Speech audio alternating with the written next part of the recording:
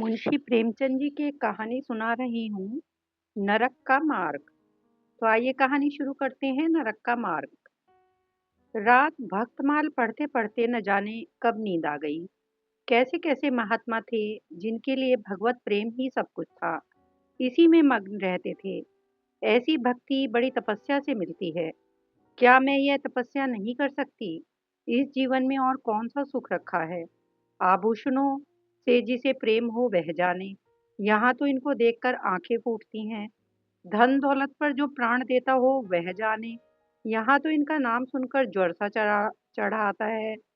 कल पगली सुशीला ने कितनी उमंगों से मेरा श्रृंगार किया था। कितने प्रेम से बालों में फूल गूंथे थे। कितना मना करती रही, न मानी। आखिर वही हुआ जिसका मुझे भय था। जितनी देर उसके साथ हंसी थी उससे कहीं ज्यादा रोई। संसार में ऐसी भी कोई स्त्री है जिसका पति उसका श्रृंगार देखकर सिर से पांव तक जल उठे? कौन ऐसी स्त्री है जो अपने पति के मुंह से ये शब्द सुने, तुम मेरा परलोक बिगाड़ोगी? और कुछ नहीं, तुम्हारे रंग ढंग कहे देते हैं। और उसका दिल विष खा लेने को न चाहे। भगवान, संसार में ऐसे भी मनुष्य हैं। आखिर मैं नीचे चली गई और भक्तमाल पढ़ने लगी। अब वृंदावन बिहारी ही की सेवा करूंगी। उन्हीं को अपना श्रृंगार दिखाऊंगी। वह तो देखकर न जलेंगे। वह तो मेरे मन का हाल जानते हैं। भगवान, मैं अपने मन को कैसे समझाऊं? तुम अंतर्यामी हो। तुम मेरे रोम रोम का हाल जानते हो। मैं चाहती हूँ कि उन्हें अपना इष्ट समझूं, उनके चरणों की सेवा करूं, उनके इशारों पर चलूं। उन्हें मेरी किसी बात से, किसी व्यवहार से नाम मात्र भी दुख न हो। वह निर्दोष हैं। जो कुछ मेरे भाग्य में था वह हुआ। न उनका दोष है न माता पिता का। सारा दोष मेरे नसीबों ही का है। लेकिन यह सब सब जानते हुए भी जब उन्हें आते देखती हूँ तो मेरा दिल बैठ जाता है। मुंह पर मुर्दनी सी छा जाती है। सिर भारी हो जाता है। जी चाहता है कि इनकी सूरत न देखूं। बात तक करने को जी नहीं चाहता। कदाचित शत्रु को भी देखकर किसी का मन इतना क्लांत न होता होगा। उनके आने के समय दिल में धड़कन सी होने लगती है। दो एक दिन के लिए कहीं चले जाते हैं तो दिल पर से एक बोझ सा उठ जाता है। हंसती भी हूँ, बोलती भी हूँ। जीवन में कुछ आनंद आने लगता है। लेकिन उनके आने का समाचार पाते ही फिर चारों ओर अंधकार। चित्त की ऐसी दशा क्यों है, यह मैं नहीं कह सकती। मुझे तो ऐसा जान पड़ता है कि पुनर्जन्म में, पूर्व जन्म में हम दोनों में वैर था। उसी वैर का बदला लेने के लिए इन्होंने मुझसे विवाह किया। वही पुराने संस्कार हमारे मन में बने हुए हैं। नहीं तो वह मुझे देख देख कर क्यों जलते और मैं उनकी सूरत से क्यों घृणा करती। विवाह करने का तो यह मतलब नहीं हुआ करता। मैं अपने घर इससे कहीं सुखी थी। कदाचित मैं जीवन पर्यंत अपने घर आनंद से रह सकती थी। लेकिन इस लोक कथा का बुरा हो जो अभागिन कन्याओं को किसी पुरुष के गले बांध देना अनिवार्य समझती हैं। यह क्या वह क्या जानता है कि कितनी युवतियां उसके नाम को रो रही हैं। कितने अभिलाषाओं से लहराते हुए कोमल हृदय उसके पैरों तले रौंदे जा रहे हैं। युवती के लिए पति कैसी कैसी मधुर कल्पनाओं का स्रोत होता है। पुरुष में तो उत्तम है, श्रेष्ठ है, दर्शनीय है। उसकी सजीव मूर्ति इस शब्द के ध्यान में आते ही उसकी नजर के सामने आकर खड़ी हो जाती है। लेकिन मेरे लिए यह शब्द क्या है? हृदय में उठने वाला शूल, कलेजे में खटकने वाला कांटा, आंखों में गड़ने वाली किरकिरी, अंतःकरण में बंधने वाला व्यंग्यबाण। सुशीला को हमेशा हंसती देखती हूँ। वह कभी अपनी दरिद्रता का गिला नहीं करती। गहने नहीं है, कपड़े नहीं है, भाड़े के नन्हे से मकान में रहती है। अपने हाथों घर का सारा कामकाज करती है, फिर भी उसे रोते नहीं देखती। अगर अपने बस की बात होती तो आज अपने धन को उसकी दरिद्रता से बदल लेती। अपने पतिदेव को मुस्कुराते हुए घर में आते देखकर उसका सारा दुख दरिद्र छूमंतरण हो जाता है। छाती गज भर की हो जाती है। उसके प्रेमालिंगन में वह सुख है जिस पर तीनों लोक का धन न्यौछावर कर दूं। आज मुझ में से जब्त ना हो सका। मैंने पूछा, तुमने मुझसे किस लिए विवाह किया था? यह प्रश्न महीनों से मेरे मन में उठता था, पर मन को रोकती चली आती थी। आज प्याला छलक पड़ा। यह प्रश्न सुनकर वह बौखला से गए, बगले झांकने लगे, खीसे निकाल कर बोले, घर संभालने के लिए, गृहस्थी का भार उठाने के लिए, और नहीं भोग विलास के लिए। करनी के लिए यह आपको भूत का डेरा सा मालूम होता है। नौकर चाकर घर की संपत्ति उड़ाए देते हैं। जो चीज जहां पड़ी रहती है वहीं पड़ी रहती है। उसको देखने वाला न था, तो अब मालूम हुआ कि मैं इस घर की चौकसी करने के लिए लाई गई हूँ। मुझे इस घर की रक्षा करनी चाहिए और अपने को धन्य समझना चाहिए कि यह सारी संपत्ति मेरी है। मुख्य वस्तु संपत्ति है, मैं तो केवल चौकीदारनी हूँ। ऐसे घर में आज ही आग लग जाए। अब तक तो मैं अनजान में घर की चौकसी करती थी, जितना वह चाहते हैं उतना नहीं, पर अपनी बुद्धि के अनुसार अवश्य करती थी। आज से किसी चीज को भूलकर भी छूने को कसम खाती हूँ। यह मैं जानती हूँ कि कोई पुरुष घर की चौकसी के लिए विवाह नहीं करता। और इन महाशय ने चिढ़कर यह बात मुझसे कही, लेकिन सुशीला ठीक कहती है। इन्हें स्त्री के बिना घर सूना लगता होगा, उसी तरह जैसे पिंजरे में चिड़िया को न देखकर पिंजरा सूना लगता है। यह है स्त्रियों का भाग्य। मालूम नहीं इन्हें मुझ पर इतना संदेह क्यों होता है। जब से नसीब इस घर में लाया है, इन्हें बराबर संदेह मूलक कटाक्ष करते देखती हूँ। क्या कारण है? जला जरा बाल गुदवा कर बैठी और यह होठ चबाने लगे। कहीं जाती नहीं, कहीं आती नहीं, किसी से बोलती नहीं, फिर भी इनका संदेह इतना ज्यादा। यह अपमान असह्य है। क्या मुझे अपनी आबरू प्यारी नहीं? यह मुझे इतनी छिछोरी क्यों समझते हैं? इन्हें मुझ पर संदेह करते लज्जा भी नहीं आती। काना आदमी किसी को हंसता देखता है तो समझता है लोग मुझी पर हंस रहे हैं। शायद इन्हें भी वही यही वहम हो गया है कि मैं इन्हें चिढ़ाती हूँ। अपने अधिकार के बाहर कोई काम कर बैठने से कदाचित हमारे चित्त की वह वृत्ति हो जाती है। भिक्षुक राजा की गद्दी पर बैठकर चैन की नींद नहीं सो सकता।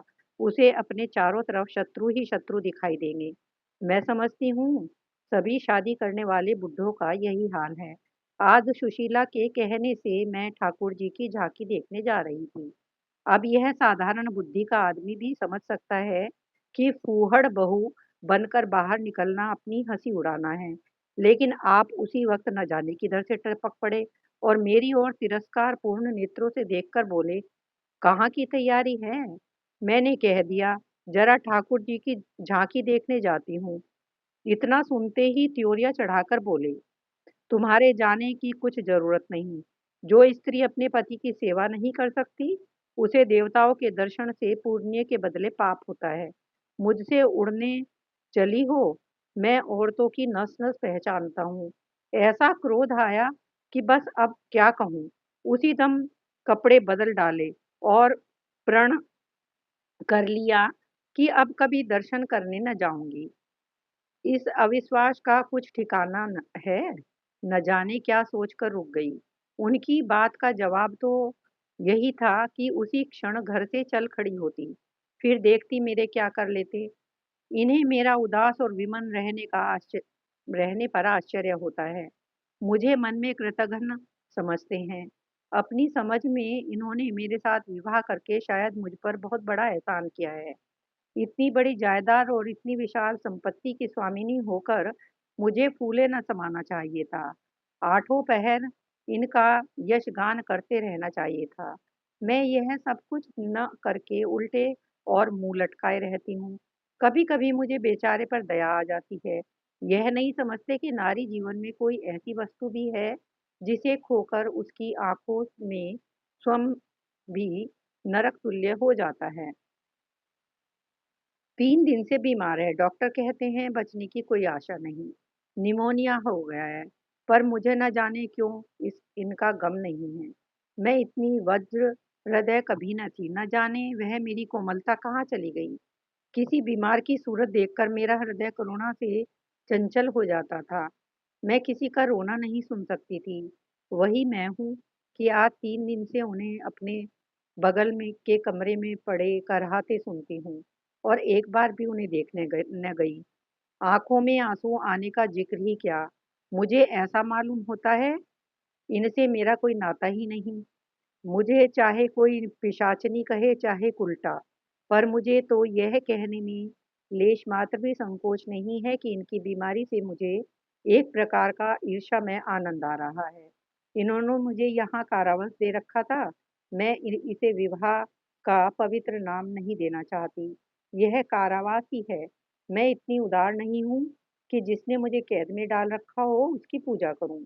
जो मुझे लात से मारे उसके पैरों को चूमूं। मुझे तो मालूम हो रहा है ईश्वर इन्हें इस पाप का दंड दे रहे हैं। मैं निसंकोच होकर कहती हूँ कि मेरा इनसे विवाह नहीं हुआ। स्त्री किसी के गले बांध दिए जाने से ही उसकी विवाहता नहीं हो जाती। वही संयोग विवाह का पद पा सकता है जिसमें कम से कम एक बार तो हृदय प्रेम से पुलकित हो जाए। सुनती हूँ महाशय अपने कमरे में पड़े पड़े मुझे कोसा करते हैं, अपनी बीमारी का सारा बुखार मुझ पर निकालते हैं, लेकिन यहाँ इसकी परवाह नहीं। जिसकी का जी चाहे जायदाद ले, धन ले, मुझे इसकी जरूरत नहीं। आज 3 दिन हुए मैं विधवा हो गई। कम से कम लोग यही कहते हैं जिसका जो जी चाहे कहे। पर मैं अपने को कुछ समझती हूँ, वह समझती हूँ। मैंने चूड़ियां नहीं तोड़ी, क्यों तोड़ूं? मांग में सिंदूर पहले भी न डालती थी, अब भी नहीं डालती। बूढ़े बाबा का क्रियाकर्म उनके सुपुत्र ने किया। मैं पास न पटकी। घर में मुझ पर मनमानी आलोचनाएं होती हैं। कोई मेरे गुथे हुए बालों को देखकर नाक सिकोड़ता है, कोई मेरे आभूषणों पर आंख मटकाता है। यहाँ इनकी चिंता नहीं है। इन्हें चिढ़ाने को मैं रंग बिरंगी साड़ियाँ पहनती हूँ और बनती संवरती हूँ। मुझे जरा भी दुख नहीं है। मैं तो कैद से छूट गई। इधर कई दिन बाद सुशीला के घर गई। छोटा सा मकान है, कोई सजावट न सामान, चारपाइयाँ तक नहीं। पर सुशीला कितने आनंद से रहती है। उसका उल्लास देखकर मेरे मन में भी भांति-भांति की कल्पनाएं उठने लगती हैं। उन्हें कुत्सित क्यों कहूँ, जब मेरा मन उन्हें कुत्सित नहीं समझता। इनके जीवन में कितना उत्साह है। आंखें मुस्कुराती रहती हैं, होठों पर मधुर हास्य खेलता रहता है, बातों में प्रेम का स्रोत बहता हुआ जान पकड़ पड़ता है। इस आनंद से चाहे वह कितना ही क्षणिक हो, जीवन सफल हो जाता है। फिर उसे कोई भूल नहीं सकता। उनकी स्मृति अंत तक के लिए काफी हो जाती है। इस मिजवा राव की चोट हृदय के तारों को अंतकाल तक मधुर स्वरों से कंपित रख सकती है। एक दिन मैंने सुशीला से कहा, अगर तेरे पतिदेव कहीं परदेश चले जाएं तो रोते रोते मर जाएगी। सुशीला गंभीर भाव से बोली, नहीं बहन, मरूंगी नहीं। उनकी याद सदैव प्रफुल्लित करती रहूंगी, चाहे उन्हें परदेश में बरसों लग जाए। मैं यही प्रेम चाहती हूँ। इसी चोट के लिए मेरा मन तड़पता रहता है। मैं भी ऐसी ही स्मृति चाहती हूँ जिससे दिल के तार सदैव बजते रहें, जिसका नशा नित्य छाया रहे। रात रोते रोते हिचकियां बंध गईं। न जाने क्यों दिल भर भर आता था। अपना जीवन सामने एक बीहड़ मैदान की भांति फैला मालूम होता था, जहां बगुलों के सिवा हरियाली का नाम नहीं। घर फाड़े खाता था। चित्त ऐसा चंचल हो रहा था कि कहीं उड़ जाऊं। आजकल भक्ति के ग्रंथों की ओर ताकने को जी नहीं चाहता। कहीं सैर करने जाने की इच्छा नहीं होती। क्या चाहती हूँ वह मैं स्वयं नहीं जानती। लेकिन मैं जो नहीं जानती वह मेरा एक एक रोम जानता है। मैं अपनी भावनाओं की सजीव भूमि हूँ। मेरा एक एक अंग मेरी आंतरिक वेदना का आर्तनाद कर रहा है। मेरी चित्त की चंचलता उस अंतिम दशा को पहुंच गई है जब मनुष्य को निंदा की न लज्जा रहती है न भय। जिन लोभी स्वार्थी माता पिता ने मुझे कुएं में ढकेला, जिस पाषाण हृदय प्राणी ने मेरे मांग में सिंदूर डालने का स्वांग किया, उनके प्रति मेरे मन में बार बार दुष्कामनाएं उठती हैं। मैं उन्हें लज्जित करना चाहती हूँ। मैं अपने मुंह पर कालिक लगाकर उनके मुंह में कालिक लगाना चाहती हूँ। मैं अपने प्राण देकर उन्हें प्राण दंड दिलाना चाहती हूँ। मेरा नारीत्व लुप्त हो गया है। मेरे हृदय में प्रचंड ज्वाला उठी हुई है। घर के सारे आदमी सो रहे थे। मैं चुपके से नीचे उतरी, द्वार खोला और घर से निकली। जैसे कोई प्राणी गर्मी में व्याकुल होकर घर से निकले और किसी खुली हुई जगह की ओर दौड़े। उस मकान में मेरा दम घुट रहा था। सड़क पर सन्नाटा था, दुकानें बंद हो चुकी थी। सहसा एक बुढ़िया आती हुई दिखाई दी। मैं डरी कहीं चुड़ैल ना हो। बुढ़िया ने मेरे समीप आकर मुझे सिर से पांव तक देखा और बोली, किसकी राह देख रही हो? मैंने चिढ़कर कहा, मौत की। बुढ़िया, तुम्हारे नसीबों में तो अभी जिंदगी के बड़े बड़े सुख भोगने लिखे हैं। अंधेरी रात गुजर गई, आसमान पर सुबह की रोशनी आ रही है। मैंने हंसकर कहा, अंधेरे में भी तुम्हारी आंखें इतनी तेज हैं कि नसीबों की लिखावट पढ़ लेती हो? बुढ़िया, आंखों से नहीं पढ़ती बेटी, अक्ल से पढ़ती हूँ। धूप में चूड़े नहीं सफेद किए हैं। तुम्हारे बुरे दिन गए और अच्छे दिन आ रहे हैं। हंसो मत बेटी, यही काम करते इतनी उम्र गुजर गई है। इसी बुढ़िया की बदौलत जो मैं नदी में कूदने जा रही थी, वे आज फूलों की सेज पर सो रही हैं। जो जहर का प्याला पीने को तैयार थी, वे आज दूध की कुल्लियां कर रही हैं। इसीलिए इतनी रात गए निकलती हूँ कि अपने हाथों किसी अभागिन का उद्धार हो सके तो करूं। किसी से कुछ नहीं मांगती, भगवान का दिया सब कुछ घर में है। केवल यही इच्छा है कि अपने से जहाँ तक हो सके दूसरों का उपकार करूं। जिन्हें धन की इच्छा है उन्हें धन, जिन्हें संतान की इच्छा है उन्हें संतान। बस और क्या करूं? वह मंत्र बता देती हूँ कि जिसकी जो इच्छा हो वह पूरी हो जाए। मैंने कहा, मुझे न धन चाहिए न संतान। मेरी मनोकामना तुम्हारे बस की बात नहीं। बुढ़िया हंसी। बेटी, तुम जो चाहती हो वह मैं जानती हूँ। तुम वह चीज चाहती हो जो संसार में होते हुए स्वर्ग की है, जो देवताओं के वरदान से भी ज्यादा आनंदप्रद है, जो आकाश कुसुम है, गूलर का फूल है और अमावस का चांद है। लेकिन मेरे मंत्र में वह शक्ति है जो भाग्य को भी संवार सकती है। तुम प्रेम की प्यासी हो। मैं तुम्हें उस नाव पर बैठा सकती हूँ जो प्रेम के सागर में प्रेम की तरंगों पर क्रीड़ा करती हुई तुम्हें पार उतार दे। मैंने उत्कंठित होकर पूछा, माता, तुम्हारा घर कहाँ है? बुढ़िया, बहुत नजदीक है बेटी, तुम चलो तो मैं अपनी आंखों पर बैठा कर ले चलूं। मुझे ऐसा मालूम हुआ कि यह कोई आकाश की देवी है। उसके पीछे पीछे चल पड़ी। आहा, वह बुढ़िया जिसे मैं आकाश की देवी समझती थी, नरक की डायन निकली। मेरा स्वर्ण सर्वनाश हो गया। मैं अमृत खोजती थी, विष मिला। निर्मल स्वच्छ प्रेम की प्यासी थी, गंदे विषाक्त नाले में गिर पड़ी। वह वस्तु न मिलनी थी न मिली। मैं सुशीला का सा सुख चाहती थी, उलटाव के विषय में वासना नहीं। लेकिन जीवन पथ में एक बार उल्टी राह चलकर फिर सीधे मार्ग पर आना कठिन है। लेकिन मेरे अधपतन का अपराध मेरे सिर नहीं, मेरे माता पिता और उस बूढ़े पर है जो मेरा स्वामी बनना चाहता था। मैं यह पंक्तियां न लिखती, लेकिन इस विचार से लिख रही हूँ कि मेरी आत्मकथा पढ़कर लोगों की आंखें खुले। मैं कहती हूँ, मैं फिर कहती हूँ, अब भी अपनी बालिकाओं के लिए मत देखो धन, मत देखो जायदाद, मत देखो कुलीनता, केवल वर देखो। अगर उसके लिए जोड़ का वर नहीं देख पा सकते हो तो लड़की को कुंवारी रख छोड़ो, जहर देकर मार डालो, गला घोट डालो, पर किसी बूढ़े खूसट से मत ब्याहो। स्त्री सब कुछ सह सकती है, दारुण से दारुण दुख, बड़े से बड़ा संकट अगर नहीं सह सकती तो अपने यौवन काल की उमंगों का कुचला जाना। रही मैं, मेरे लिए अभी जीवन में कोई आशा नहीं। इस अधम दशा को भी उस दशा से न बदलूंगी जिससे निकल कर आई हूँ।